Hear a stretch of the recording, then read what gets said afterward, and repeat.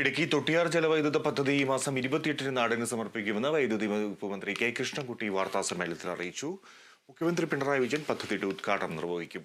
ഈ സർക്കാർ അധികാരത്തിലെത്തിയ ശേഷം നാളിതുവരെ 910 മെഗാവാട്ട് അധിക സ്ഥാപിത ശേഷി സൗരോർജ്ജ വൈദ്യുതി പദ്ധതി ഉൽപാദനത്തിലും 48.55 മെഗാവാട്ട് അധിക സ്ഥാപിത ശേഷി ജലവൈദ്യുതി ഉൽപാദനത്തിലും കൈവരിച്ചുവെന്ന് മന്ത്രി വ്യക്തമാക്കി.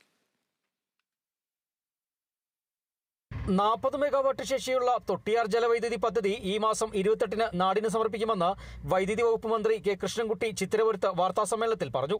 മുഖ്യമന്ത്രി പിണറായി വിജയൻ പദ്ധതിയുടെ ഉദ്ഘാടനം നിർവഹിക്കും.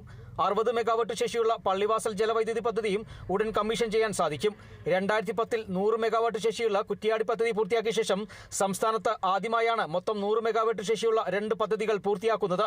ഈ സർക്കാർ അധികാരത്തിലെത്തിയ ശേഷം നാളിതുവരെ 910 മെഗാവാട്ട് അധിക സ്ഥാപിത ശേഷി സൗരോർജ്ജ വൈദ്യുതി ഉൽപാദനത്തിലും 48.55 മെഗാവാട്ട് അധിക സ്ഥാപിത ശേഷി ജലവൈദ്യുതി ഉൽപാദനത്തിലും കൈവരിച്ചുവെന്ന് മന്ത്രി വ്യക്തമാക്കി.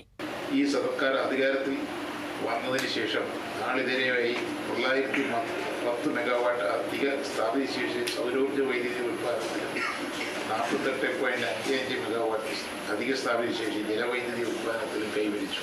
2010-ന് ശേഷം ആദ്യമാണ് ജലവൈദ്യുതി ഉൽപാദനത്തിൽ ഒരു വലിയ കുതിപ്പ് രേഖപ്പെടുത്തുകയാണ്.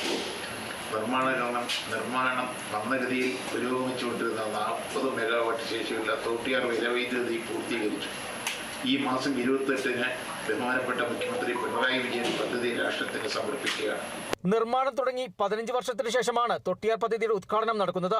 ദേവിയാർ പുഴയുടെ ഭാഗമായ വാളറയ്ക്ക് സമീപം തൊട്ടിയാർ പദ്ധതി പ്രദേശത്ത് തടയണം നിർമ്മിച്ച് പെരിയാറിന്റെ തീരത്ത് നീണ്ടപാറയിൽ നിർമ്മിച്ച നിലയത്തിൽ വെള്ളമെത്തിച്ചാണ് വൈദ്യുതി ഉൽപാദനം. ശേഷം വെള്ളം പെരിയാറിലേക്കാണ് ഒഴുകുന്നത്. ലോവർ പെരിയാർ പദ്ധതിയുടെ പഴയ ലൈനിലേക്ക് ബന്ധിപ്പിച്ച് ചാലക്കുടി സബ്സ്റ്റേഷൻ വഴിയാണ് വൈദ്യുതി വിതരണം. 2009-ൽ 207 കോടി രൂപയ്ക്ക് പൂർത്തിയാക്കാൻ ലക്ഷ്യമിട്ട പദ്ധതി 2018-ൽ എസ്റ്റിമേറ്റ് പുതുക്കി 280 കോടിക്ക് വീണ്ടും കരാർ നൽകിയാണ് കമ്മീഷനിങ്ങിന് സജ്ജമായത്. Kerala vision news, Idukki.